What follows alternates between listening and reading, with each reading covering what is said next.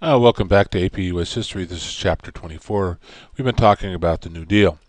We talked about the WPA putting people to work, direct payments, jobs created by the government to get people to work, and from a whole sector of people, artists, actors, students, musicians, you name it, people were hired to do something just to put money in their pockets. The Relief for Farmers, the Agricultural Adjustment Act we talked about, actually they paid people not to grow crops. They also plowed crops under, destroyed animals. Many criticize this because there are people in America who were starving. The WPA, this was a symbol of it, forging a progress for the United States. This pie graph shows how the dollars were spent and who got most of it. And you can see that a large section went for public works projects themselves, a variety of things. Rotten living, there was a campaign to clean up the slums. In fact, during this period, slums will stop growing in America. Here shows free tickets to adult classes, teaching people a variety of things. They were paying teachers to do this. And so you could register to get an education. Women in the WPA certainly were given a variety of jobs, so this is going to give opportunities for women to work outside the home to earn a living for their families. This shows the WPA and the Federal Theater Program, artists in the WPA drawing murals and putting together production things. These showed some of the paintings during the Great Depression. Music projects, certainly for African Americans and for whites. Band concerts were held. They paid the musicians to perform, to put money into the pockets of people, all kinds of people. The theater project, certainly there were plays that they put on during this time. People will come and they will be entertained, and actors will get a paycheck. Certainly there was a writers' project during this time, encouraging people to write different reports and paying people to do that. They actually paid people to bind books during this time. So a variety of things were created through this WPA to get people back to work.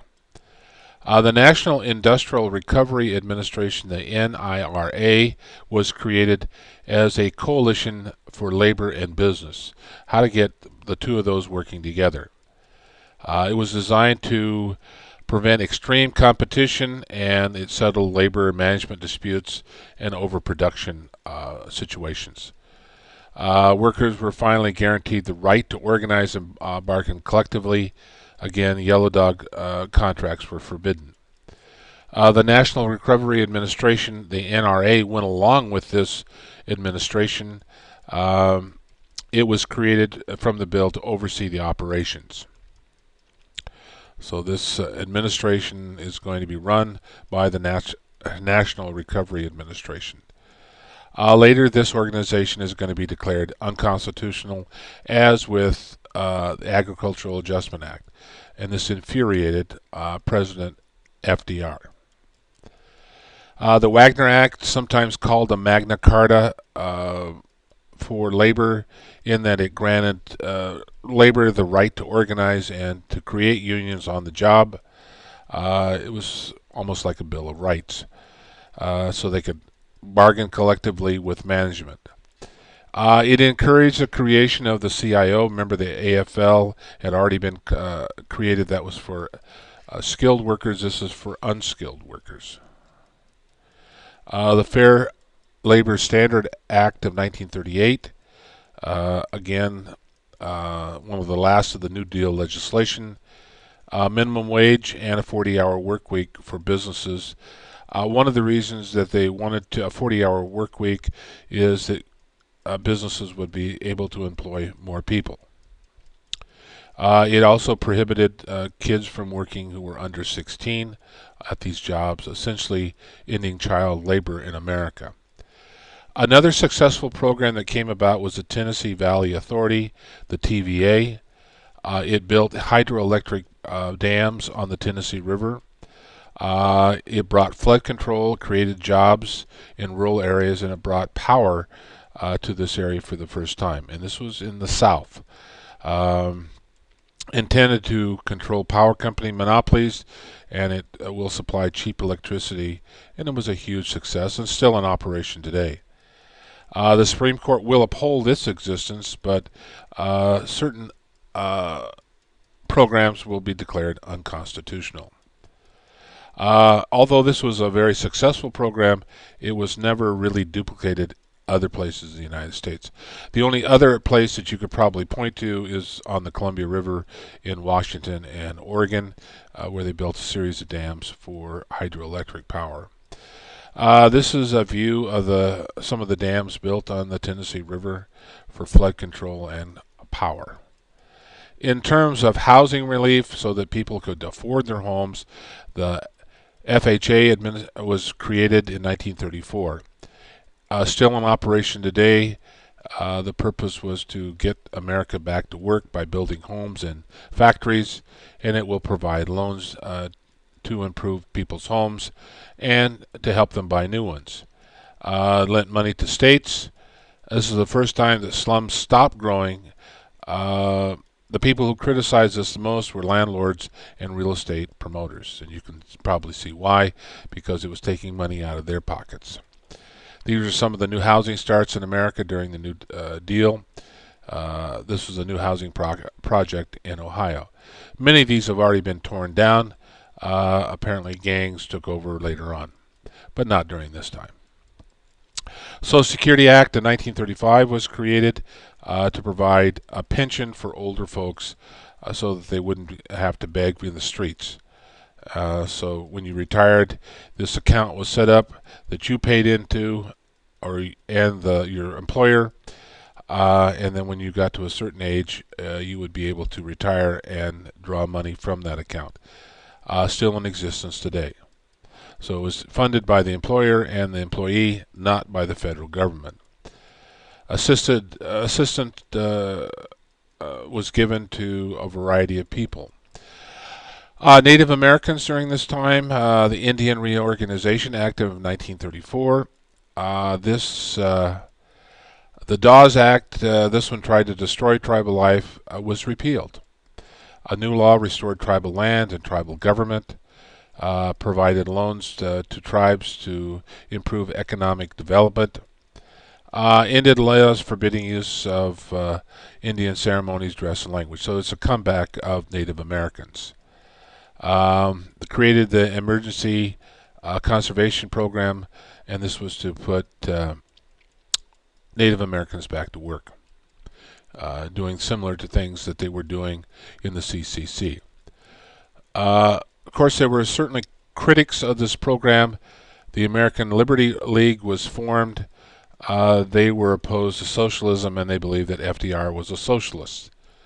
They sought to protect business interests. The main folks who were part of this league were the Republicans and conservative Democrats. One Catholic priest, Father Charles Coughlin in Chicago, spoke out against FDR. Initially, he was a supporter, but he felt that FDR was helping too many wealthy people. And so he will call FDR a liar over the radio to 40 million people who listened in. Eventually, he will be taken off the air. He was sympathetic to fascist policy, liked Hitler and Mussolini. That might be an indication of where he stood in terms of the Jewish faith. Claimed Marxists were atheism in Europe, and it was a Jewish plot. And so he was anti-Semitic. Eventually, he's going to go away. Senator Huey P. Longfish Long, he had a program called Share the Wealth. He wanted to take away the money that was being passed down, put a huge tax on inheritance tax from the wealthy, and redistribute that to folks who were poor. He came from Louisiana. Eventually, he's going to be assassinated in 1935. He was planning to run against Roosevelt in 1936. He wanted to make everybody a king, give everyone money in their pocket. Very popular among the poor. Dr. Francis Townsend organized 5 million supporters for the old age revolving pension plan, which is later going to be called the Social Security Plan. He wanted every citizen, every senior citizen, to receive $200 per month, federal, funded by a national sales tax. Here shows a picture of Huey Long. He had no love for Franklin Roosevelt and the New Deal, and he has a new plan. Father Townsend was going to make it available for more younger people to get into the industries and jobs because people would retire sooner, and this national sales tax of 2% would fund the program. FDR is going to listen to some of these ideas, and certainly the Social Security idea he's going to borrow from Townsend. Some of the programs were challenged in the courts. Schechter versus U.S., the sick chicken. This case ruled that the NRA was unconstitutional.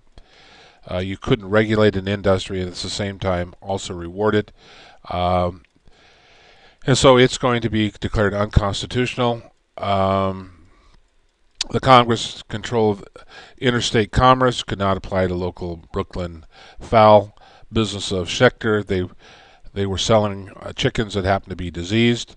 This should have been handled by the states. Wilson will criticize the decision, and eventually he will try to do something about it. Butler versus U.S., 1935, says that the Agricultural Adjustment Act was unconstitutional. So some of the programs that he tried to put through are not going to stand. Under this particular ruling, the Supreme Court said you couldn't tax a business and use the taxes to benefit the people that you're regulating against, or regulating for, I guess, because they were trying to tax the businesses that were buying the things from the farmers. The Judiciary Reorganization Bill was passed in 1937. This FDR says the only solution to the Supreme Court is to get rid of the Supreme Court justices, force them to retire at the age 70. This never really happens. He also wants to expand the court. He wants to put more of his own people on the bench. Congress and the American people just don't buy it. They seem to think that this is treading on the Constitution, and this is going to be called court packing by FDR. Made it appear as though he were a dictator trying to pack the courts, which he was. The Supreme Courts were very conservative, and they didn't go along with some of the new programs that FDR had put in place. Many people saw the FDR actions as a threat to the Constitution, and so he's going to have to back off. Did the New Deal really cure the Great Depression? No. It isn't going to be until 1941 that the Great Depression comes to an end. The national debt will double. America was, for the first time, engaging in socialism. Created conflicts between labor and management, although it was trying to solve that problem. America becomes a handout state, and millions are still unemployed. And here shows a picture criticizing the New Deal. Political cartoons criticizing the New Deal. A source, some would say that it helped millions stay alive. It helped prevent a revolution. A lot of the programs that were created are still in existence today, and it gave Americans self-respect and hope for the future. And a little fair distribution of income was achieved. And we're going to stop.